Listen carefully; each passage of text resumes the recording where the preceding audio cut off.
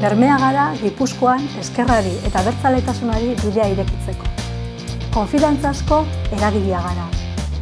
Herritarroi gure eguneroko arazoei irtenbidea emateko, ezkerretik eta sustraietatik, politikaren benetako baloreak berreskuratu nahi ditugu.